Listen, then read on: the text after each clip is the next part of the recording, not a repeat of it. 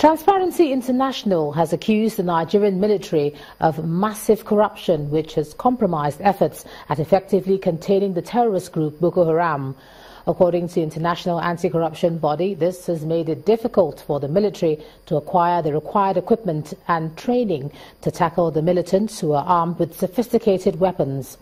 The military has, however, described the allegation by Transparency International as false, saying the issue of corruption cannot be traced to the current crop of military officers. Defense procurement under the Nigerian military is the focus of a new report released by Transparency International. At the unveiling of the report, spokesperson for the civil rights group called for a defense procurement reform as a counter-terrorism strategy to combat insurgency in Nigeria. Over 90% of corruption is hidden in procurement. It's inflated contracts, it's security votes, and it's not fully extending freedom of information into the defense and security sector non-classified areas. The position of the group is also supported by the Executive Director of Civil Society Legislative Advocacy Center, Mr. Awal Ibrahim. He recommends the introduction of a public procurement law to check corruption in the military. If we don't participate to ensure that we have a system that will guarantee our safety, then we will all be in trouble. In a swift reaction, the Director of Defense Information, Major General John Enenche, dismissed the report, describing it as a calculated attempt to incite the international community against the Nigerian military. It is suspicious that a sweeping statement of corruption against military officials at this time is rather disheartening. More so that the Nigerian military was on the 22nd of March this year credited by the United States of America as having done very well to fight insurgency and extremism amongst others. The Defense Headquarters is therefore assuring the general public that there is no calculated, deliberate, or institutionalized corruption in any form within its system. The 19-page report released by Transparency International identified some loopholes in the current regulatory framework in the procurement of arms and the management of security votes by the military. Now let's take another look at that report, and joining me now from Abuja is the Executive Director, Civil Society Legislature Advocacy Center, Mr. Anwar Moussa. Thanks a lot for joining us on the News at 10 tonight. Thank you. Now, your group worked with Transparency International on this 19-page report, a very comprehensive and long one. How did you arrive at the data that you used, first of all? Well, first and foremost, as you are very much aware, Nigerian government, when it came to power, the current regime, when it came to power in 2015, they set up two different ad hoc, committee to investigate the arms deals, that the previous government has was engaged, and subsequent to that, number of persons facing, trial, including the Suki and high-profile military officers, who were involved in the arms deals, So this is not something that is new. It was, in fact, the commitment of the president, to see the end of the insurgency and to ensure that corruption is actually dealt with squarely, and all ramification that motivated us to provide some kind of, suggestion on how, government can strengthen and reform, our procurement in defense sector. So it's not something that we sat down just to write, this is our country, we're all stakeholders. We want to see things, improve. And the number of Nigerians that have been killed as a result of corruption, in the name of procuring arms is very glaring. Everybody knows. The Boko Haram became so popular because of corruption in the name of buying arms that never got into this country. So for anybody to think that this is not, this is blackmail, I think he is misleading and misunderstanding the report, because the President of the Federal Republic of Nigeria has made it very, very fundamentally clear to everybody that corruption is one of the major issues the administration is fighting. And if we are seeing all this and the effort that the government is putting to say that, okay, we could also improve, when we abide or we look at the best practice. Let me just, sorry, if I could just... ill-intended thing.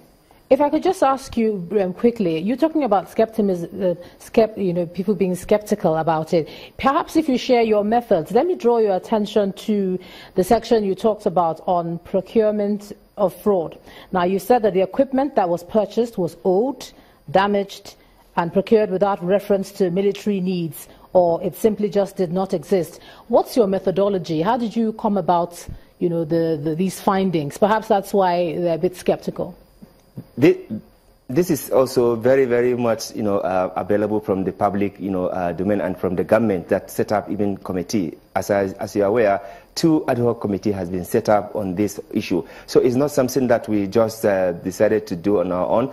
Government set up committee because government, when it came to power in 2015, they said they really want to fight corruption, and they have noted why insurgency was actually, increasing is because money budgeted to buy, arms and also support the military, and other security people were diverted for political and for other extravagant things, And it's very clear that some people are now today facing trial. EFCC is still, chasing some of those people that were fingered in those deals. And at court, of course, the Suki is still under investigation and trial. So I don't think, anybody who had even read the report with good and patriotic mind will dismiss it, because it is simply reimposing what government is doing and the effort that government is making to ensure that corruption is stopped. All right, Mr. Anwar Moussa, thanks a lot for joining us on the news at 10 tonight. I should shed more light on that issue. We're going to remain in Abuja, but I'm going to hand over now to my colleague, Gloria Umezuoke, if she's there. Gloria? Yeah, there she is. Hello, Ijoma. Hi. A 3-story building under construction has collapsed in Ilasa area of Lagos. The collapsed building also fell on adjoining buildings around it. The National Emergency Management Agency confirms that 16 people have been brought out of the rubble alive. The area has been cordoned off, while the injured are said to have been taken to Ilasa General Hospital. We're tracking that story, and we'll bring you more on this developing story. Richard Abimbola Street in Bello area of Ilasa Maja, Lagos, is the point of attraction.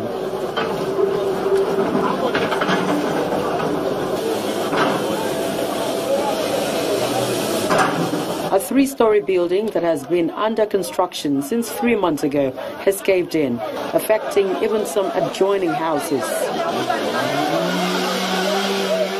As at now, 14 people have been rescued alive who were buried under the rubble. We wouldn't know if other people are around, under the. What we are waiting for now is for the excavator to come in and then begin to clear the rubble so that we will identify whether there are people buried under or not. The information we gathered from the public here is that the people that were rescued under the rubble are likely to be the workers in the building. According to this resident, the speed at completing the construction of the 3-story building is scary.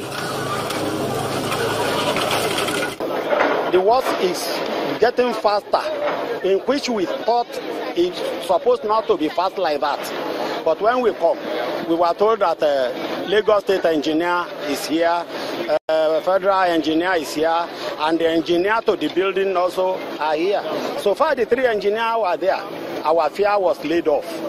So we were seeing the work going, but about 3 days ago, they started roofing. Because we want to do afternoon prayer there. We just saw the bleeding coming down one side. It does not sink.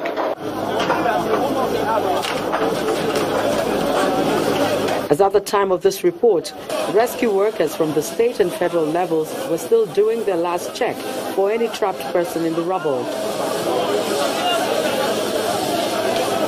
Meanwhile, the identity of the owner of the 3-story building and even the construction company is still unknown. Loretta Chiogo, Channels Television News. The family members of an Islamic cleric killed in Atiba community area of Odogbolu local government area of Ogun State are demanding justice over the murder of their loved ones. The cleric was killed together with his wife and 4 of their children by suspected assassins in their home. They also challenged the Ogun State Police Command to unravel the mystery behind the killing. This bungalow, located on number 2 Atiba community in Odogbolu, Ogun State, was the abode of the cleric who was killed alongside 5 members of his family. Neighbors are still trying to figure out what led to the dastard act. I want to believe that God knows best. We yet to get vital information, but the police are on the investigation. We know that by the time they finish their investigation, they will take necessary action. The police are not letting the issue lie low. They are in the community to investigate the incident. We have launched a very massive manhunt to track them down. Definitely, whosoever, the trace of the modus that is used seems to be the work, that there's a work of an insider or somebody who has some grudges, a remote grudge that is trying to vent it in this way. From the scene of the incident, the police boss and his team moved to the family house of the deceased, where a special prayer is being observed for the departed souls. The family members are in a pensive mood. They want justice to prevail. I want security agents, even the government, to put the committer of this crime, to put them on the board. They should not allow them to go scot-free like that, because if they allow them to go scot-free, they will still commit another crime.